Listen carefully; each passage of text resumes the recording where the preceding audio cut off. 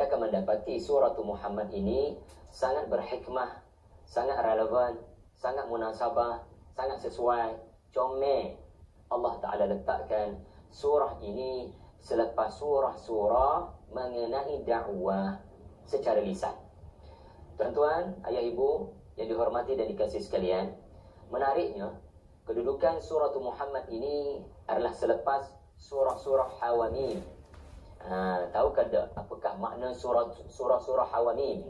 Surah-surah Hawamim ini adalah surah-surah yang bermula daripada huruf Ha dan Mim, ya, secara tersusun kronologi, ya. Anda akan dapati di dalam Al-Quran sebelum surah Muhammad ini adanya surah Ghafir, adanya surah Fussilat, adanya surah Syura, adanya surah Zukhruf, adanya suratul Dukhan, adanya suratul Jathiyah, dan adanya suratul Ahqaf. Dan tujuh surah ini adalah surah yang bermula dengan Hamim, ya, yang hanya Allah Subhanahu wa taala saja lebih mengetahui apakah maknanya yang sebenar.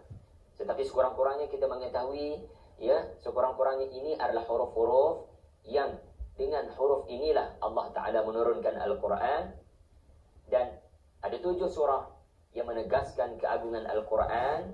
Nabi SAW menyampaikan dakwah secara lisan, menyampaikan ayat-ayat Allah Al-Quran kepada penduduk Makkah. Jadi ada 7 surah sebelum surah Nabi Muhammad SAW yang membicarakan mengenai dakwah secara lisan. Walau apa jua cacian, tekanan, cabaran yang dihadapi, bersabar, tahan tanganmu dan tunaikan salat. Jadi 7 surah ini adalah surah dakwah. Kemudian Allah Subhanahu wa taala meletakkan surah Muhammad selepas ke-7 surah dakwah ini, ya, menceritakan tentang perjuangan Nabi yang sangat getir dan sakit di Makkah. Saya sebut perkara ini kerana kita perlu faham surah Muhammad ini adalah surah Al-Qital, surah mengenai peperangan jihad. Bahkan itu pun antara nama lain yang diberikan oleh para ulama Al-Quran kepada nama surah Muhammad, ya, iaitulah suratul Qital.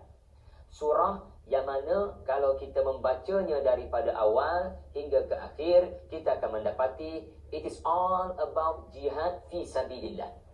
Yang mana konsep jihad ini seringkali disalah faham oleh manusia, khususnya yang belum lagi beriman, yang belum lagi muslim. Di mana tanggapan mereka, orang-orang Islam ini ganas-ganas kerana Nabi mereka ganas, ma'adallah. Tidak, kita perlu faham, wahai manusia, wahai mereka yang benar-benar mahu mengetahui ajaran Islam, ajaran Muhammad sallallahu alaihi wasallam, iaitulah Al-Quran. Surah Muhammad ini memang benar menceritakan tentang berjihad di medan tempur, mempertahankan agama dan mempertahankan nyawa manusia yang tidak berdosa. Tetapi Islam adalah agama dakwah terlebih dahulu. Sebab itu 7 surah Hawamim adalah ke-7-7-nya berbicara mengenai dakwah kembali kepada Al-Quran. Menariknya, tuan-tuan akan mendapati, ya, sebelum surah Muhammad ini muncul sebagai surah yang ke-47, adanya suratul Ahqaf yang berakhir dengan ajakan, jemputan, seruan daripada makhluk yang bernama jin daripada zaman Nabi Musa alaihissalam, jin dari zaman Bani Israel yang masih panjang umurnya, tidak berlaku kematian, Allah panjangkan umurnya. Mereka sendiri menyeru manusia. Kalau demo tak sedengar Nabi, tak apalah. Nabi itu sudah berkali-kali menyeru secara peaceful, secara aman, ya. Nabi menyeru dengan kesabaran, Nabi menyeru dengan senyuman. Namun akhirnya mereka tidak mempedulikan apa yang Nabi seru. Suratul Ahqaf, Allah Ta'ala paparkan di hujung suratul Ahqaf, di hujung ke-7 suratul Hawamim ini, seruan daripada jin. Yastami'una al-Quran falamma hadaruhu qalu ansitu. Jin Bani Israel menyeru kepada manusia supaya tolonglah percaya kepada Nabi ini kerana beliau menyampaikan sesuatu yang tiada beza dengan apa yang telah disampaikan oleh Nabi Musa alaihi salam. Tuan-tuan akan dapati jin menyebut berkali-kali perkataan da'i Allah, da'i Allah, dan ini salah satu gelaran kepada Nabi di dalam Al-Quran. Ya, Nabi di dalam Al-Quran sallallahu alaihi wasallam, apabila Allah memanggilnya, Allah tidak memanggilnya nama. Ya, nama Muhammad di dalam Al-Quran muncul 4 kali. 3 daripada 4 nama ini Allah menyebut Muhammad sebagai Rasul. Dan di dalam Al-Quran yang disebut bukan nama, yang disebut adalah gelaran kebaikan, seperti ya Abdullah, seperti Al-Muzammil, seperti Al-Muddathir, seperti banyak lagi, antaranya Da'i Allah. Tetapi menariknya, surah Muhammad satu-satunya surah yang menyebut nama Nabi kita sallallahu alaihi wasallam tanpa disebut selepasnya atau sebelumnya dengan kalimah Rasul ataupun Nabi. Dan ini menarik dan pasti ada sebab untuk kita ketahui. Islam mesti membina pertahanan apabila dakwah sudah mula diganggu, keselamatan para pendakwah sudah mula dicerobohi. Surah Muhammad berdasarkan kedudukan surah ini mengajar, nombor 1 sekali ya, saya nak kongsi 5. Ini yang pertama sekali, surah Muhammad mengajar kita kepentingan adanya pertahanan, adanya apa yang disebut sebagai keselamatan, jaminan keselamatan nyawa. Ya, dakwah mesti dilakukan, tetapi sekiranya dakwah itu boleh mengundang kepada keselamatan nyawa, maka mesti ada usaha untuk membina pertahanan berkenaan. Dan di antara pertahanan berkenaan adalah jihad fisabilillah. Ya, surah Muhammad mengumumkan persiapan jihad mesti dilakukan ya oleh umat Muhammad, pengikut Muhammad, para sahabat Muhammad sallallahu alaihi wasallam. Sebab Nabi da'i Allah, Nabi diberikan Allah keselamatan kerana Nabi akan berdakwah kepada kaum-kaum yang kafir. Tetapi walaupun Allah memberikan keselamatan kepada Nabi, jaminan keselamatan daripada Allah Ta'ala sendiri, wallahu ya'asimuka minan nas, Allah memelihara nyawamu, batang tubuhmu daripada dibunuh oleh kaum-kaum yang kafir. Tetapi Allah menurunkan surah Muhammad kerana Allah nak kita orang-orang beriman, yakni para sahabat, ya ayyuhalladzina amanu atii'u Allah wa atii'ur rasul.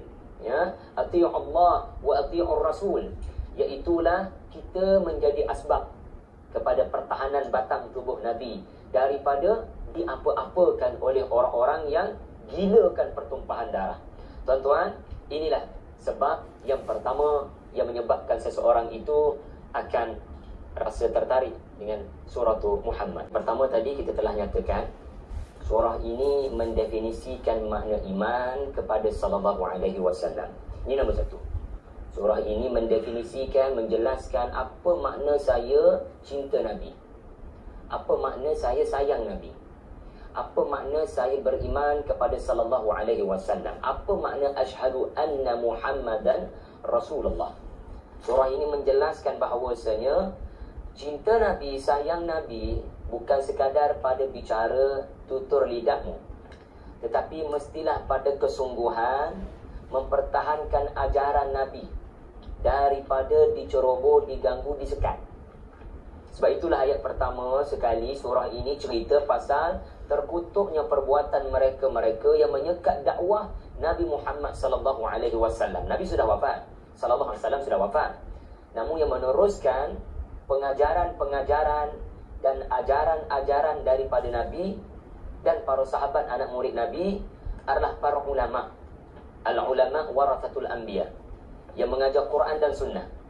Jadi tuan-tuan, jadilah individu-individu, jadikan anak-anak kita individu-individu yang bukan sekadar mengajak manusia sebagaimana jin tadi, mengajak manusia untuk percaya kepada ajaran Nabi sallallahu alaihi wasallam, tetapi lebih daripada itu membantu untuk mempertahankan dakwah yang dilakukan oleh orang lain. Sebab kita mungkin bukan ulama, kita mungkin bukan orang yang mampu memahami Quran Sunnah dengan baik, tetapi kita seharusnya ambil peranan Kalau perlu ambil risiko untuk bina pagar, bina pertahanan kepada batang tubuh para pendakwah yang mengikuti, yang mengajari ajaran Quran dan ajaran sunnah daripada Nabi sallallahu alaihi wasallam. Inilah perkara pertama yang ditegaskan dalam surah ini, supaya tiada yang salah faham tentang konsep jihad sebagai defensif. Konsep jihad di dalam Islam, hukum asalnya adalah pertahanan. Orang nak serang rumah kita, niatnya begitu jahat. Kita tahu niat mereka bukan berniat baik pun. Mereka mahu menimpakan kecelakaan kepada anak perempuan kita, kepada isteri kita. Mereka mahu melakukan perbuatan menceroboh rumah kita. Takkan kita tak buat apa-apa? Takkan kita duduk diam tak buat apa-apa? Setakat apa jua senjata dalam rumah, kita kena get ready sebagai pertahanan. Sebab yang nak ceroboh tu juga ada senjata. Jadi takkanlah ada pisau, kita tak ada pisau untuk mempertahankan diri. Jadi kita kena faham konteks surah ini. Kita kena faham konteks di sebalik teks surah ini. Iaitulah, surah mengenai qital, surah mengenai jihad fi sabilillah. Ya benar, memang ada ayat mengenai apabila kamu bertemu dengan orang-orang kafir, maka pukullah batang leher mereka sehinggalah kamu dapat mengalahkan mereka. Memang ada ayat berkenaan bila nampak orang-orang kafir, maka penggal leher mereka. Tapi put it into context. Konteks apanya tuan-tuan? Konteks surah Mutu Muhammad ini adalah konteks yang mempertahankan da'i Allah, mempertahankan batang tubuh para pendakwah. Jika tiada sebarang halangan, maka kita diharamkan daripada menumpahkan darah sesiapa.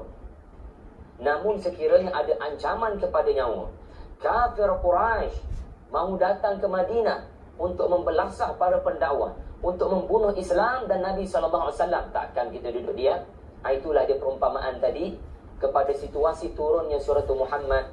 Atau lebih spesifik lagi, surah ini turun selepas peperangan Badar. Apakah situasi selepas peperangan Badar? Situasinya adalah Madinah menjadi perhatian seluruh kaum penyembah berhala. Seluruh tanah Arab zoom in satu kerajaan kerdil yang mereka dapat tahu telah mengalahkan kepimpinan dan kekuasaan orang-orang Makkah. Jadi timbulnya dendam kesumat dan tidak rela untuk melihat perkembangan ajaran Islam ini. Jadi tuan-tuan puan-puan sekalian, diharapkan kita semakin jelas turunnya surah ini adalah pertahanan kepada umat Islam daripada risiko balas dendam daripada orang-orang yang gilakan pertumpahan darah. Saya telah sebutkan kepada anda 2 sebab, dan kita cuba tambahkan lagi 1-2 sebab untuk jatuh cinta dengan surah Muhammad. Saya ulang balik.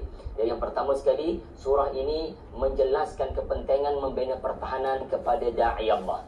Membina pertahanan, memberikan perlindungan kepada pertahanan kepada para pendakwah. Macam kita lah sekarang ini pun, seperti Dr. Zakir Naik, kerajaan Malaysia memberikan kepadanya perlindungan.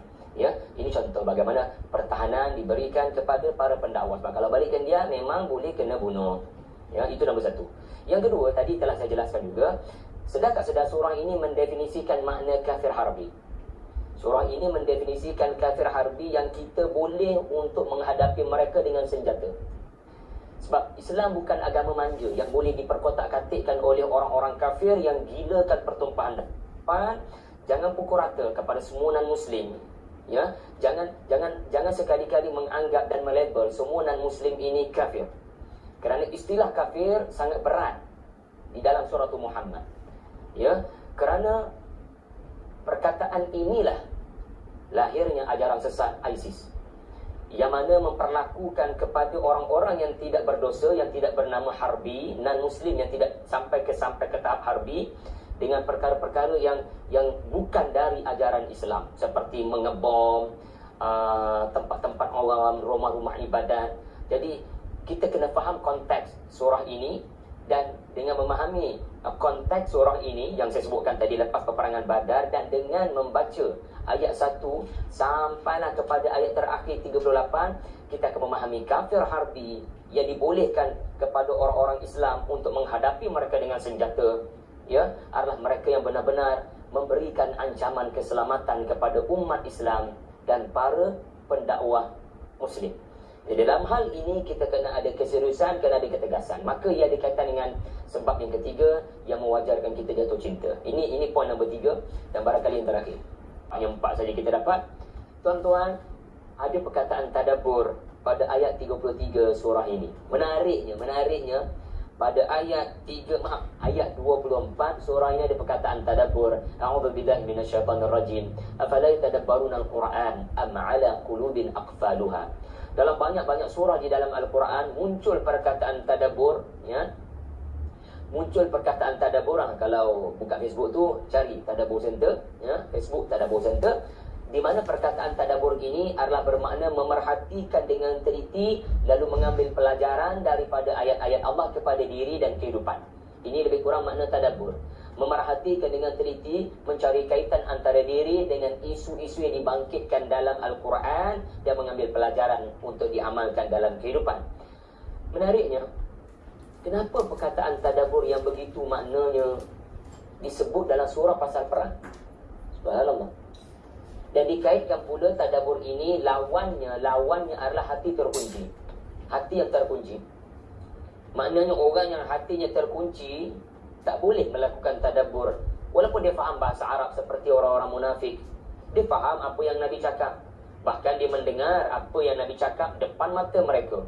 Bukan setakat mereka dengar ayat tu, mereka dengar bagaimana ayat tu dibacakan oleh Nabi. Maknanya siapa yang membacakan pun mereka nampak. Tetapi itu bukan jalan automatik mendapat hidayah, kerana mereka tidak mendapat hidayah. Jadi tuan-tuan, Allah Ta'ala nak ajar matlamat tadabbur antaranya adalah cintakan mati, bencikan dunia. Inilah matlamat tadabbur Al-Quran yang menyebabkan ayat mengenai tadabbur dan hati yang terkunci lalu tidak dapat melakukan tadabbur diletakkan Allah di dalam suratul Qital, di dalam surah mengenai peperangan. Kenapa? Kerana memilih untuk pergi ke medan tempur adalah memilih antara hidup dan mati. Maka membaca Al-Quran seharusnya menyebabkan seseorang memahami ajal maut di tangan Tuhan. Saya tidak tahu bila saya mati. Saya tidak tahu bagaimana saya akan mati. Saya tidak tahu bila saya akan mati. Namun saya boleh merencana kematian dengan niat untuk mendapat sebaik-baik kematian, mati di medan tempur. Kalau Allah takdirkan mati, naiklah apapun kenderaan yang paling selamat sekalipun, mati tetap mendatangi. Tapi kalau Allah kata hidup, anda dikepung 1000 tentera Quraisy, 3000 tentera Quraisy, 10,000 tentera kafir sekalipun, Allah kata hidup, maka hiduplah anda, tak akan berlaku kematian. Inilah tarbiyah Quran. Iaitulah, percayalah, hidup mati di tangan Allah Subhanahu wa ta'ala. Ini kekuatan para sahabat. Lalu mereka meyakini duduk kat medan tempur, hidup mati di tangan Allah. Aku lari daripada medan tempur pun, kalau Allah takdirkan mati, mati. Tapi kalau Allah takdirkan aku mati, aku memang tak boleh lari. Dan mati itu di medan tempur, bukankah itu sebaik-baik kematian? وَلَنَبْلُوَنَّكُمْ حَتَّى نَعْلَمَ الْمُجَاهِدِينَ مِنْكُمْ وَالصَّابِرِينَ وَنَبْلُوَ أَخْبَارَكُمْ. Hidup ini adalah untuk diuji oleh Allah. Siapa kalangan kamu yang benar-benar bersedia untuk berjihad dan bersabar di atas jalan jihad. Jadi tuan-tuan, ingatlah, Quran bila kita akan faham satu hakikat, di mana kehidupan yang sebenar adalah kehidupan selepas mati. Kerana mati itu sendiri adalah permulaan kepada akhirat. Hidup di dunia hanyalah hiburan dan permainan. Jangan tumbang dengan kesenangan yang sementara. Innamal hayatud dunya la'ibun wa lahbun. Wa in tu'minu wa tattaqu yu'tikum ujurakum wa la yas'alkum amwalakum. Ayat 36 surah Muhammad. Tolonglah anggap dunia ini hanyalah permainan dan hiburan.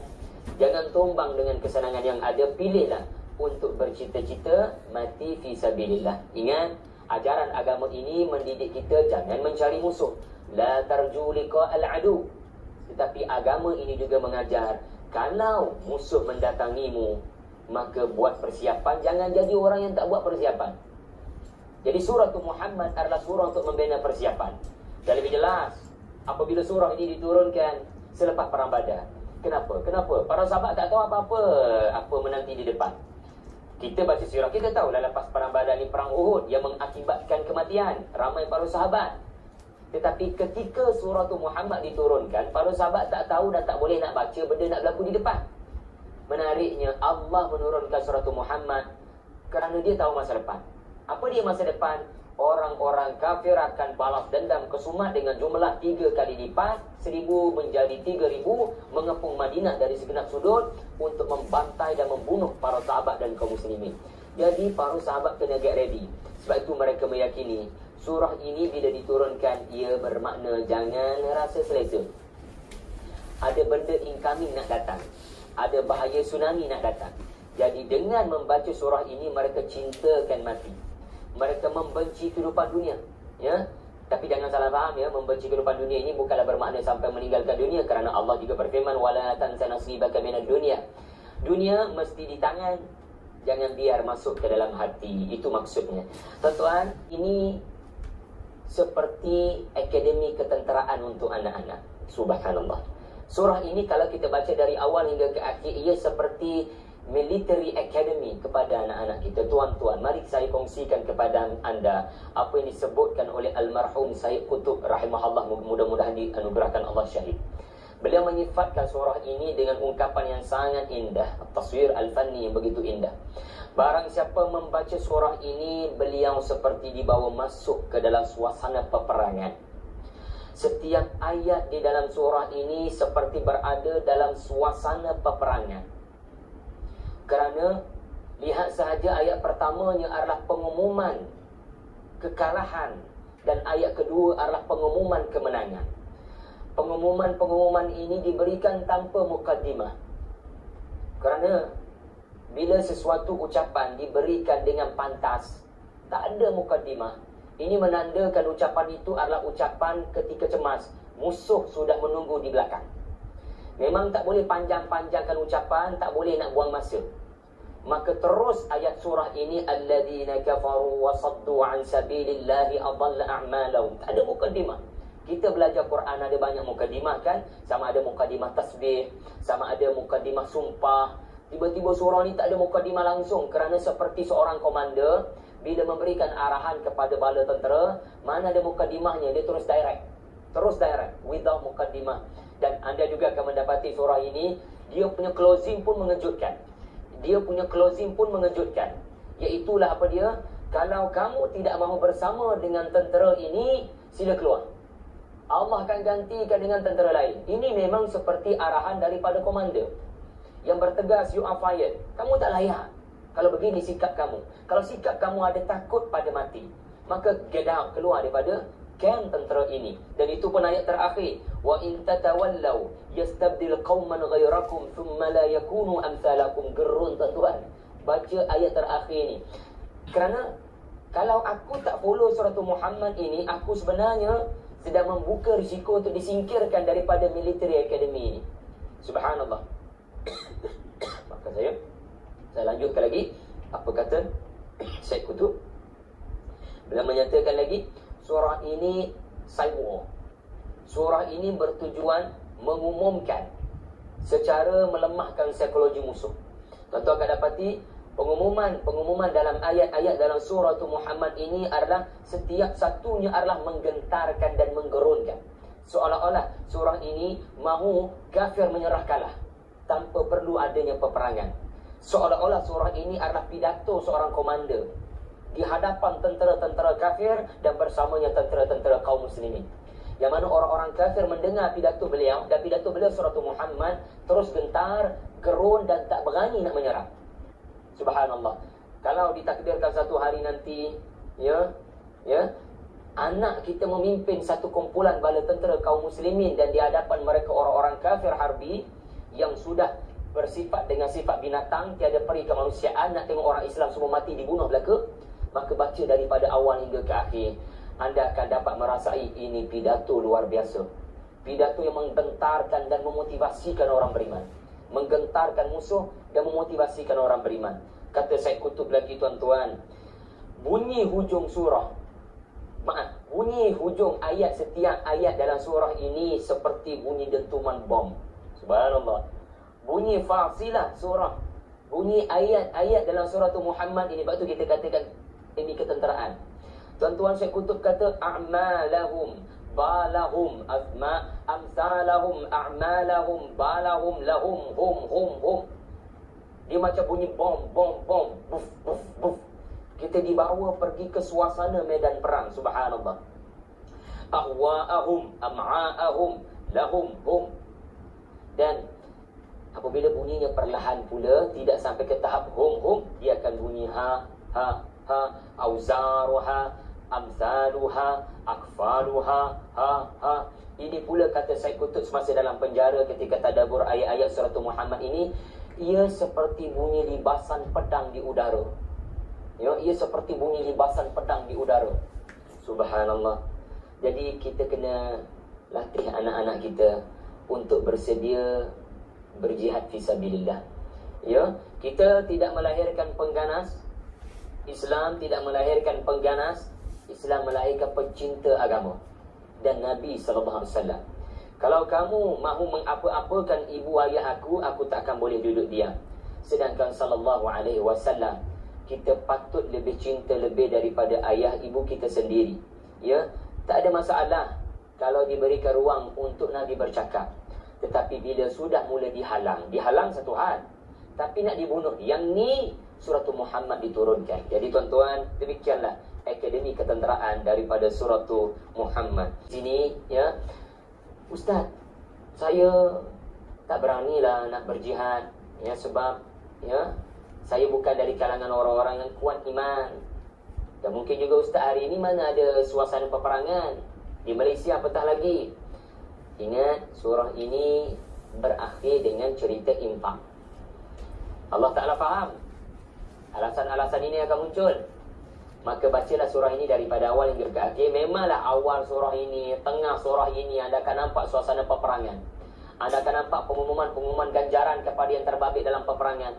Allah Ta'ala mengumumkan pembalasan buruk kepada orang-orang kafir yang terbabit dalam peperangan. Juga orang-orang munafik yang menyokong orang-orang kafir dalam peperangan. Tetapi jangan lupa, ayat terakhir menyebabkan anda tak boleh beri alasan. Sekurang-kurangnya hendaklah olehmu infakkan harta benda fi sabilillah, membantu pasukan mujahidin, membantu pasukan kaum muslimin. Infak sebanyak-banyaknya kepada pejuang-pejuang Islam di negara yang mana musuh-musuh Islam sedang bermaharajalela. Infakkan sebanyak mungkin supaya mujahidin di sana dapat mempertahankan nyawa kaum muslimin dengan kemampuan membeli senjata-senjata termoden. Ya. Jadi tuan-tuan, itulah ayatnya, iaitulah ayat yang ke-38. Ha antum haula'i tud'auna litunfiqu fi sabilillah faminkum man yabkhal. Ingatlah olehmu, kamu adalah orang-orang yang diajar untuk nafkahkan harta fi sabilillah. Ya, sebab jihad memerlukan senjata yang terbaik. Dan senjata yang terbaik, macam saya kupas bulan lepas, suratul Hadid memerlukan infak. Infak dan infak. Maka tolong jangan bakhil. Maka lalu di antara kamu ada yang kedekut, maka barang siapa yang kedekut sesungguhnya Allah. Barang siapa yang kedekut sesungguhnya dia telah kedekut kepada dirinya sendiri, sedangkan Allah Maha Kaya. Allah tak perlukan harta kamu. Allah boleh menangkan pasukan muslimin tanpa harta kamu. Allah boleh menangkan pasukan muslimin tanpa kamu, wahai manusia yang mahu meninggalkan medan jihad. Tetapi Allah Ta'ala telah jelaskan, hidup ini untuk kamu diuji. Allah boleh menangkan, Allah boleh hancurkan musuh-musuhnya tanpa pembabitan mujahidin dan manusia. Allah pernah hancurkan Abraha tanpa peranan manusia. Dia diutuskan adalah burung-burung. Tetapi Allah Ta'ala nak ajar, Allah boleh buat macam tu. Tapi kamu nak masuk syurga ke tidak? Kamu nak masuk syurga dengan apa? Maka Allah menjemput kaum muslimin, kaum mukminin untuk membabitkan diri dalam jihad kita, kerana ini adalah tiket untuk menuju ke syurga. Tuan-tuan, puan-puan yang dihormati dan dikasihi sekalian, demikianlah 5 sebab untuk kita jatuh cinta dengan surah Muhammad sallallahu alaihi wasallam. Yang pertama sekali, surah ini mengajar kita pertahankan para pendakwah, ya, bukan sekadar membiarkan dia boleh bercakap, tetapi kalau nyawa sila buat pertahanan dan perlindungan, protection. Yang kedua, surah ini memahamkan kita definisi kafir harbi supaya kita berhati-hati bila melabel seseorang itu kafir ataupun tidak kafir pada taraf kafir harbi. Yang ketiga, surah ini adalah akademi ketenteraan. Barang siapa anak-anak kita khususnya bila membaca surah ini, dia dilatih berada di medan tempur tanpa perlu dia berada di medan tempur. Tetapi mindset ini kena ada, kena get ready. Kerana kafir ini sentiasa ada di mana-mana, rencana mereka rahsia, kita tidak mengetahuinya. Entah-entah ada sahaja orang kafir harbi merencana kejahatan dan keburukan kepada penduduk muslim ya di Malaysia ini. Kita kena get ready dengan kemungkinan-kemungkinan tersebut, menerusi surah Muhammad. Ya, mudah-mudahan Allah memelihara negara ini dengan masyarakat majmuknya daripada ancaman-ancaman perpecahan dan pertumpahan darah yang tidak sepatutnya berlaku ya. Dan yang keempat, surah ini mengajar kesan tadabbur. Kesan tadabbur adalah melahirkan kecintaan kepada syurga. Inilah surah yang menyebut tentang 4 jenis syurga. 4 jenis sungai di syurga. Subhanallah.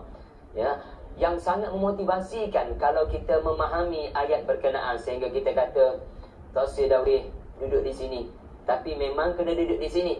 Tetapi hidup di sini, tangan je pegang dunia, hati adalah syurga dan mahu menuju ke sana dan menikmati sungai yang ada madu, sungai yang ada susu, sungai yang tidak masin, sungai yang tidak berubah rasanya, sungai yang tak basi, yang mana anda boleh minum seenak-enaknya dari air sungai directly. Subhanallah.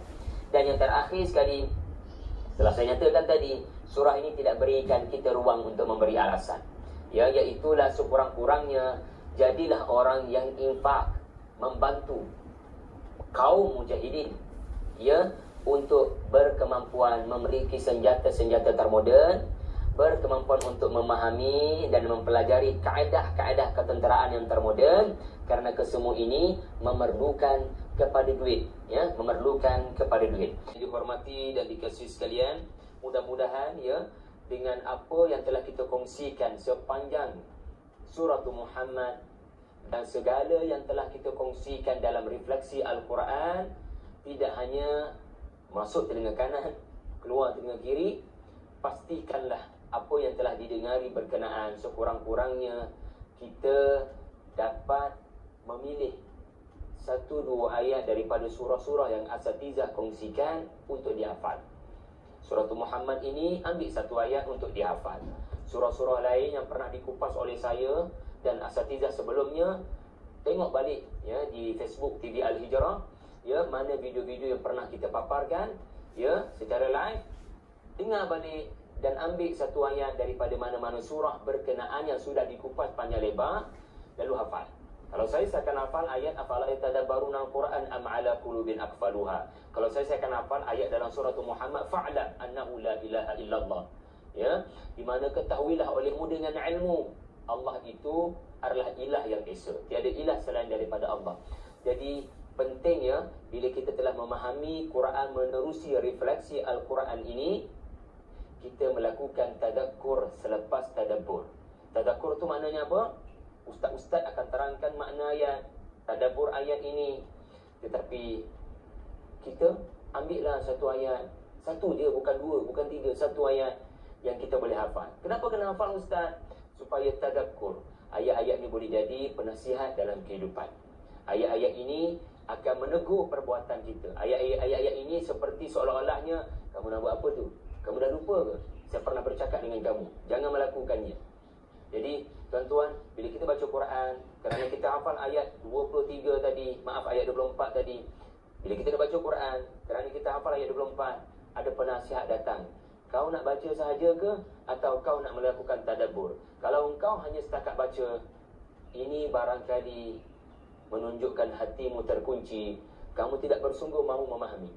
Jadi tuan-tuan, dengan apa yang telah kita kongsikan, dengan apa yang saya dan para asatizah kongsikan di refleksi Al-Quran ini, ya, jangan sekali-kali lupa dan alpa. Ya, recall balik, revise balik, murajaah balik, dan mudah-mudahan Al-Quran menjadi rahmat kepada kehidupan kita. Ya, rahmatan lil alamin juga bermakna Al-Quran yang diturunkan kepada Nabi SAW menjadi rahmat yang mendamaikan jiwa kita sepanjang kita menghadapi ujian-ujian kehidupan. Mudah-mudahan ada rezeki kita bertemu lagi di masa-masa mendatang. Aqulu qauli hadza wa astaghfirullah li wa lakum Wabillahi taufiq wal hidayah. Wassalamualaikum warahmatullahi wabarakatuh.